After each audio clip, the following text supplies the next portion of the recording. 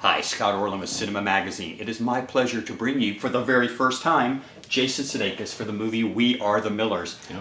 First of all, thank you for making me laugh. I mean, you go into a movie, you don't know that much about it, and it's such a guilty pleasure of going through this. Good. So I just want to ask for you. people, I don't know in Germany how many people have taken an RV trip, but what is it about a confined space? What is it about an environment like that that just brings out the eccentricities in people?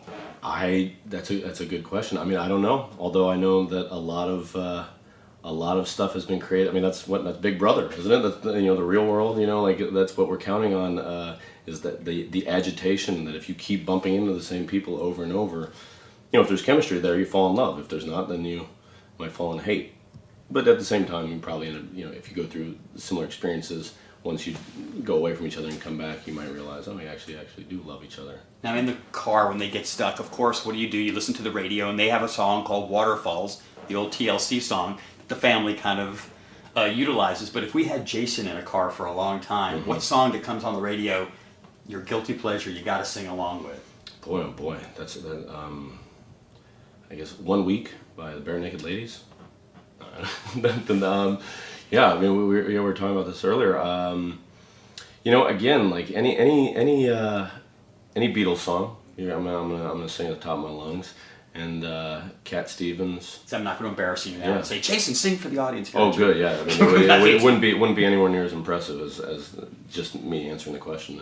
When you see the movie, the story basically centers on Jason's character having to kind of pay off a debt, has to go to Mexico to retrieve some illicit drugs, illegal drugs, so to speak, and has to create a family to make the transition easier. And your wife, beautiful Jennifer Aniston, you've worked with her several times. Right, my fake wife. Your fake wife.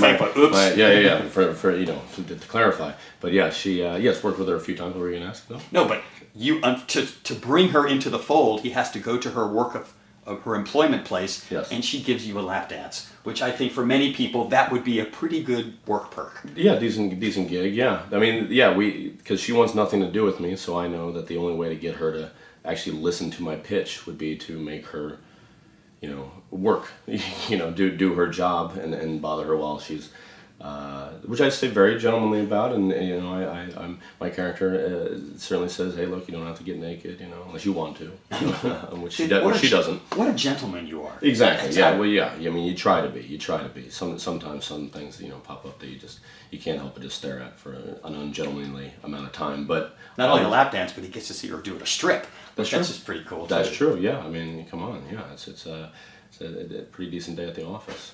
But yeah, it was that getting the lap dance is more out of practicality than out of titillation, at least for the character. What I really liked about this movie, and when you see it, you'll understand, is while it's this crazy kind of comedy with all these eccentric different characters, at the heart of it is what makes a family. That we are all born into a family, and sometimes those don't work for everybody. Right. And some people adopt, and some people through friends they become a family of friends. And so it was interesting. If you could just talk a little bit about that part of the film. Yeah, I mean, well, I think people are going to get different things out of that, basically, because I think family, as much as humor, is very subjective, and a discussion going on now more than ever with the idea of what is marriage, what constitutes a family. Is it merely biological? Is it what you choose? And I think it's all the above. And so it's interesting because I feel like it's four characters that while they are, a drug dealer, a virgin, a stripper, and a runaway, and those are four very different things, the one thing that they have in common is that they're all loners. They're all, whether ostracized by their own doing or their own, apathy or ambivalence towards family, or maybe choices that they don't have anything to do with.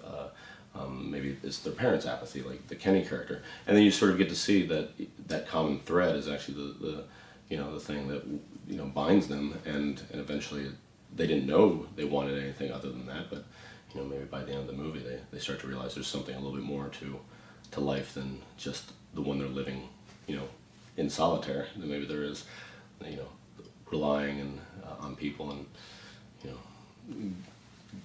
is not too bad. You're not always going to get hurt, and sometimes that hurt actually feels better than the hurt you feel all by yourself. In the movie, your character is forced to go to Mexico. We're not going to talk about Mexico right now. I want to talk to you since this is for Germany. Yeah. Have you ever been to Germany?